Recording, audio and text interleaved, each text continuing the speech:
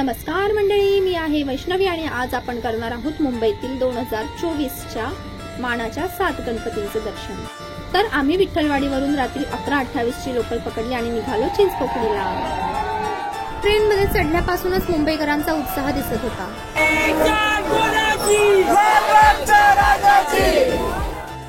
तर अतिशय उत्साह आणि जल्लोषाच्या वातावरणात आम्ही उतरलो चिंचपोकळी स्टेशनला आणि स्टेशनला खूपच जास्त गर्दी होती, कारण की गणेशोत्सवाचे फक्त शेवटचे 2च दिवस बाकी होते।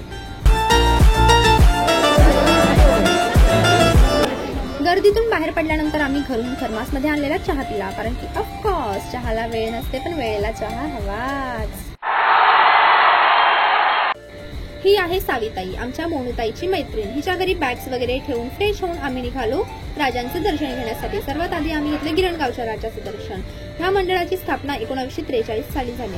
मस्त रांगेत उभं न राहता गिरणगावच्या राजाचं आमचं दर्शन झालं आणि त्यानंतर आम्ही निघालो रंगारी बदकचा रहिवासी संघाच्या बाप्पाचं दर्शन घेण्यासाठी। यंदाचं हे त्यांचं 85वं वर्ष असून 1938 साली या मंडळाची स्थापना झाली। आणि या मंडळाची खासियत म्हणजेच महाराष्ट्रात सर्वप्रथम ज्या मंडळाने मिरवणूक काढली तो म्हणजे रंगारी बदकचा।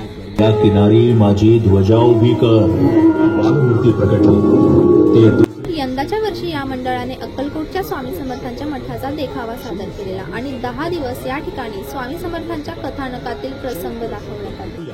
आणि त्यातीलच हा एक प्रसंग। विजयसिंग हरला तेव्हा बालरूप स्वामींनी त्याला सर्व गोट्या उधार दिल्या आणि परत भेटण्याचं वचन देऊन तिथून ते अंतर्धान पावले।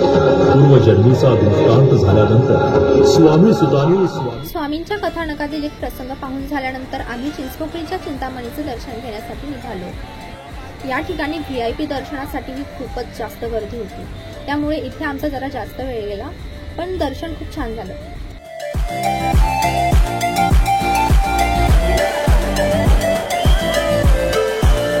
मंडपात आल्यानंतर मला एक खुर्ची दिसली, त्यावर उभं राहून मी जरा फ्लॉगर वाजत होते।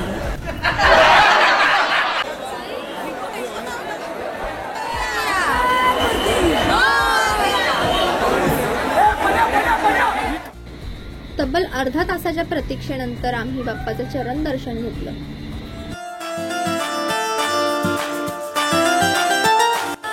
चिंचपोकळीच्या राजाचं अगदी मस्त असं चरण दर्शन झाल्यानंतर आम्ही आता निघालो काळा चौकीच्या महागणपतीचं दर्शन घ्यायला।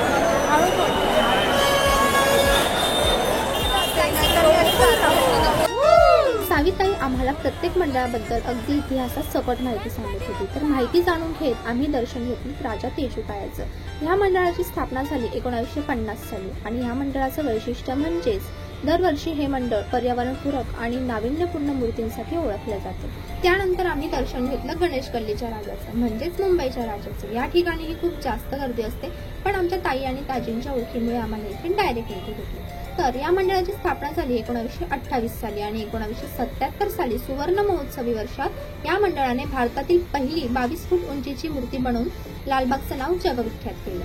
हे मंडळ आकर्षक देखाव्यांसाठीही ओळखलं जातं। तर ह्या वर्षी या मंडळाने महाकालेश्वरचा हुबेहूब देखावा सादर केला आणि ही ती 22 फुटाची गोड गोंडस अशी राजाची मूर्ती। आणि मग आम्ही लालबागमध्ये केवळ 10 दिवस चहा आणि वडापावचा स्टॉल लावून तब्बल 3.5 ते 4 लाखाच्या वर कमाई करणाऱ्या या व्यक्तीकडे वडापाव खाल्ला आणि वडापावही खूप टेस्टी होता। भाई मैं तो चली बिझनेस करने।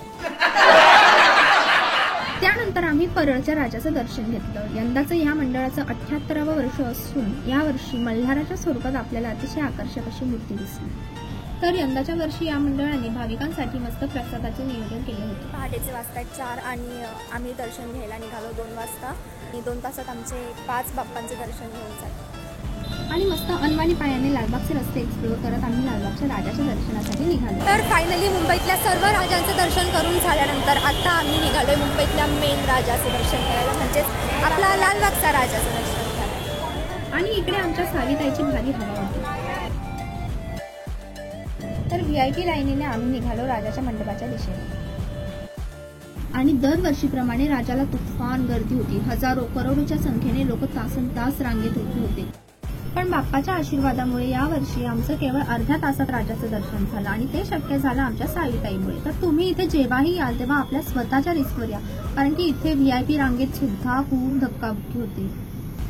तर अर्ध्या तासाच्या त्या धक्काबुक्कीनंतर आम्ही फायनली राजासमोर येऊन पोहोचलो आणि त्या मूर्तीला पाहिल्यानंतर क्षणभरासाठी सर्व काही विसरायला झालं. आणि मग आम्ही अनंत अंबानी यांच्या वतीने असलेला राजाचा प्रसाद घेतला आणि निघालो. बाप्पांचं दर्शन घेत दिवस कधी उगवला ते कळलंही नाही. तर तुम्हीही कधीतरी गणेशोत्सवात लालबागला या आणि काहीतरी नवीन एक्सपिरियन्स करायचा असेल तर नक्कीच या. तर CST वरून 8:45 ची अंबरनाथ फास्ट लोकल पकडून आम्ही निघालो घरी. तर मंडळी, असा होता माझा आजचा ब्लॉग. कसा वाटला ते कमेंटमध्ये नक्की कळवा. व्हिडिओला लाईक करा, चॅनलला सबस्क्राईब करा. धन्यवाद.